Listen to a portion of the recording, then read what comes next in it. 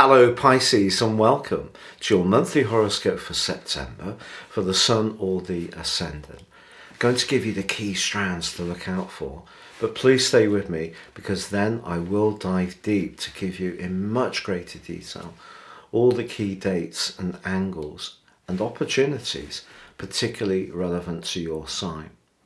Now, with the Sun in your 7th house of relating, to be joined by the gracious energies of Venus on the 5th and also Mercury on the 23rd, relationships are going to be a big part of this month's story. Also, there's a full moon in your sign on the 10th. What's the significance of that? I need to go through that with you. And your two ruling planets of Jupiter and Neptune are also hugely influential, so I'll check those out. And Saturn and Uranus are coming back into an ever tighter right angle. If you remember, last year was dominated by that square, the start of this year too. It's coming back and they're going to be really within literally 1 minute of the exact square from the 2nd through to the 12th of October. But they're so close this month, they are going to be influential. And Saturn in retrograde is in your sector of sensitivities, and Uranus in the area that governs your nervous system, your ideas. And Uranus is a very restless influence and Saturn a restrictive one. So that feeds into the story as well. So I'm going to check out all of these themes and many more in my in-depth focus coming now. If you are wanting to embrace more serious astrology and rise above this zodiac forecast, if you give me 3 pieces of personal birth data of time, date and place of birth, I can give you a roadmap that can guide you for the rest of your life, help you to identify opportunities, but also see patterns that may have made at times your life more challenging and learn how to work around these. But in my special offer of 30% off, if you order this year, I'll give you your year 2023 forecast within this package, but also the rest of 2022 free. Please see the link below. And finally, if you are new to my channel, I'd be honoured if you would subscribe. If you've already done so, thank you so much for your support. But if not, please click or tap on the bell notification symbol. Thank you. So Pisces, your September forecast begins with the Sun in your sector of relating, the 7th house. The 7th house is a Libran type of energy, which is interesting because we are going to have a glorious Libran new moon on the 25th this month. But what I'd say is that we can give our energy away a little bit if we end up being too much of a people pleaser. So the 7th house asks us to find that point where we're representing our needs and setting our boundaries, and yet we're prepared to be flexible and try to find areas of collaboration and cooperation. And that's where the Sun is as this month begins. But of course, Venus, the planet of relating, which rules the sign of Libra, that's moving into your opposite sign on the 5th, and that's a really lovely development. If you are wanting to bring a greater sense of harmony into an existing relationship, this can help. If you're wanting to meet somebody new, this can be really positive, especially when Venus forges a quite sparkling alliance with Uranus between the 15th and the 22nd. And that could see a sudden event occur around a relationship situation, which really could be absolutely thrilling. Sometimes the best things in life happen completely unexpectedly. We can try to plan things, we can try to engineer things, we can set our intentions, but sometimes it's those spontaneous events which really create an awful lot of joy, and that's possible across those days. But in the first 10 days of this month, Mars, which is in the part of your scope to do with your emotional needs, and it's going to give you a little bit more robustness between now and the 25th of March next year. That's forging a very constructive link with Mercury in your sector of deeper thinking and thought, the 8th house. If you are seriously thinking about a change around a property matter, this can be very motivating and help you to express your situation with a great deal of passion, but also help you with the aid of Mercury to dive deep, to really understand what the psychological motivations are. Now, Mars in the 4th house can be a bit prickly and defensive, so it is worth bearing that in mind. And part of the reason for that is, of course, we know that the 4th house is very Cancerian, which is about protection, but it can also be about defense. And that's where Mars, which obviously is quite an impatient influence, can have a little bit of a challenging effect when it's in the 4th house or natally in the sign of Cancer. But also, once Venus moves on the 5th, that does bring the potential to bring a little bit more tranquility, harmonizing energy, smoothness to your interactions to others, which can be good. You may need it because between the 10th and the 15th, the Sun goes into a quincunx with Saturn. Saturn in its retrograde in your 12th house of psychology is squaring Uranus all this month, of course, which is a very abrasive, very unsettling energy, and it's been going on for over a year and a half now. So it's possible that you could feel a bit on edge, especially if there is something that you would like to say to someone that you haven't actually said out loud. And I think because the Sun forges this angle to Saturn as well, even though the Sun is actually going to forge a very positive link to Uranus in week 2, its angle to Saturn suggests that your desire to relate to people, your desire to get your needs heard by others, could be resisted somehow by some inner energy within yourself or some secrecy by others. The 12th house is secret enemies, to be honest. So just be aware that conversations around this time offer promise with Venus in the mix, but also just be aware of the energy that people are giving you. If it doesn't feel good, listen to your instincts.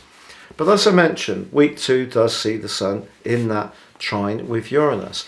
This is a bit different to the Venus trine because the Sun is about our drive, but Uranus in the 3rd house essentially is giving you a lot of bright ideas and lots of different and fresh ways of thinking about things, and you may want to express that to people. So this doesn't necessarily have to come about in a romantic context.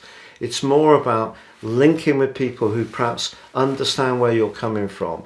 Your authenticity is really the important issue here. But on the 10th, it's a big day because it's a full moon in your sign. And if you're in a relationship which isn't working very well, with Uranus angling to both the point of the Sun and the full moon too, not in a bad way, Uranus pushes something to come out into the open which may need to be said.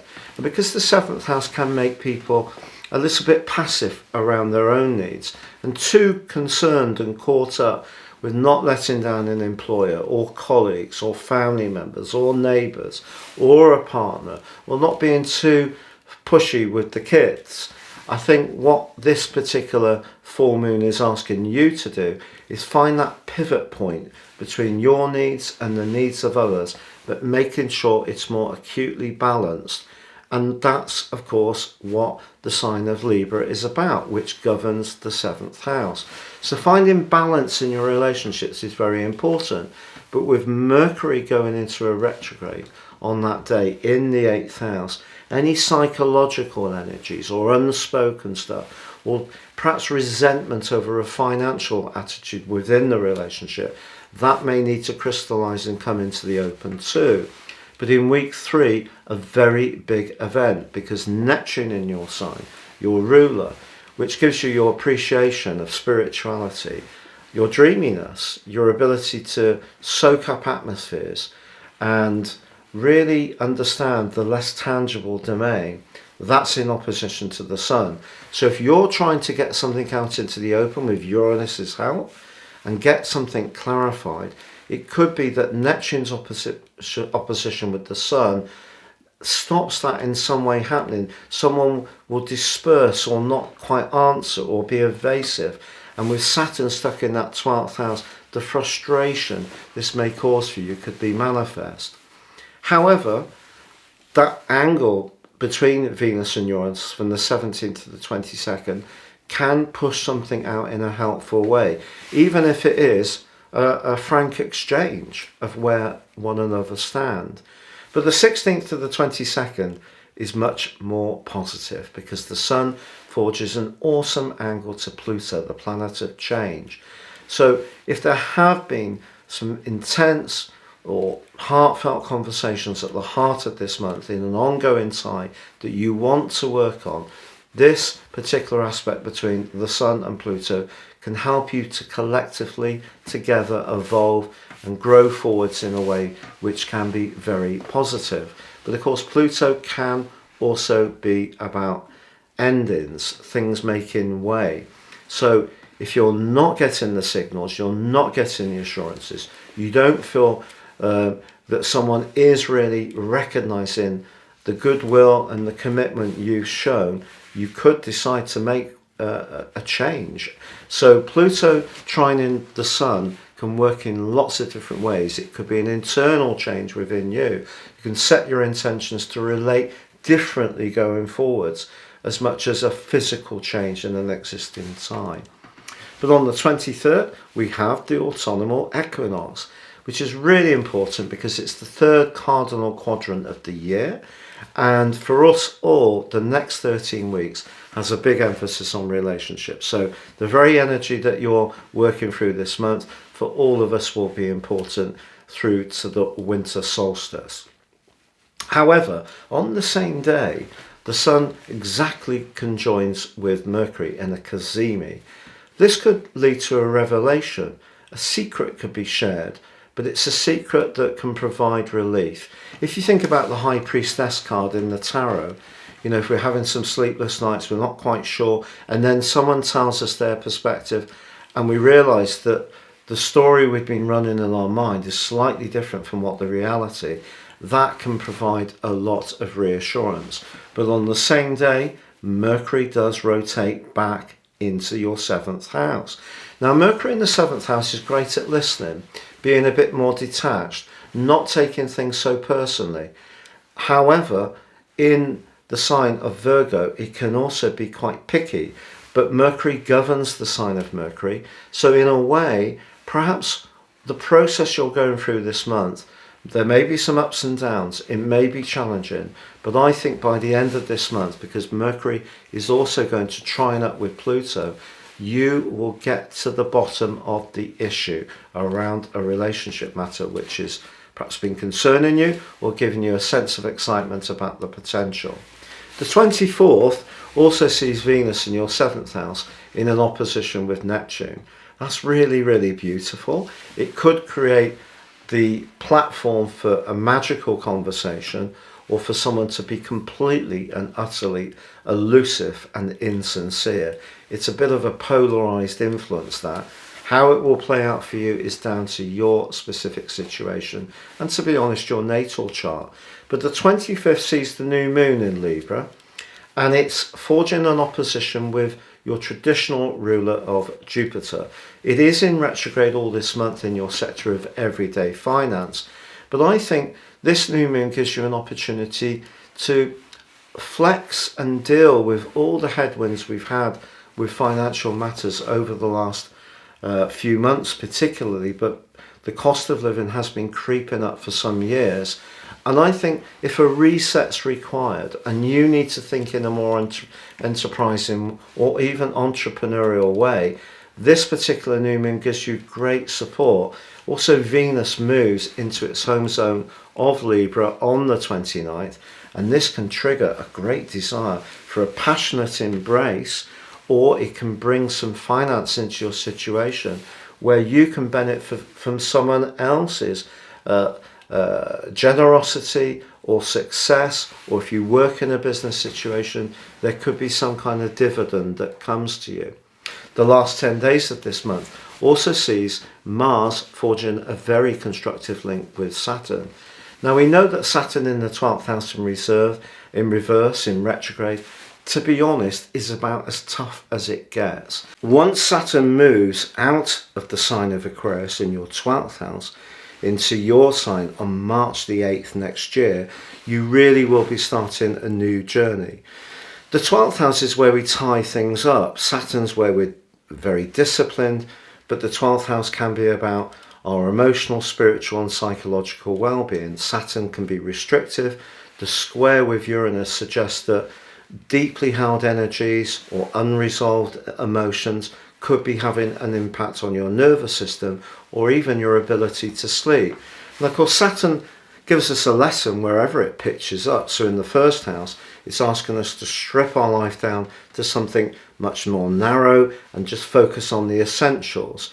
But at the moment, you still do need to deal with that psychological reality, to be honest. So if there are still things you need to work through, clear out, come to peace with, perhaps about your past, perhaps about your vulnerabilities, perhaps about your own natural personality, if you're doubting yourself or being harsh, punishing yourself in some way, all very Saturnian in the 12th house energies. So a new journey starts on March the 8th next year. It doesn't mean to say that it's going to become a perfect process, it's just a different process. And that's something that obviously I'll be telling you more about in your year 2023 forecast, which I will be publishing before too long. But Mars's link with Saturn in this last 10 days suggests that all the experience and knowledge and lessons that you've gained over many years can be put to good use in informing what you do about where you live and how you live there. And something quite concrete can shape up as this month draws to a close, which gives you a greater sense of security. And that's something we would all appreciate in these very testing and changing times. So as this month draws to a close, I do think your ability to connect deeper, more passionately, to transform your life in some kind of way, that potential is very, very strong. But the key theme for September is your relationships, what you give, what you expect from them, but also what other people expect from you.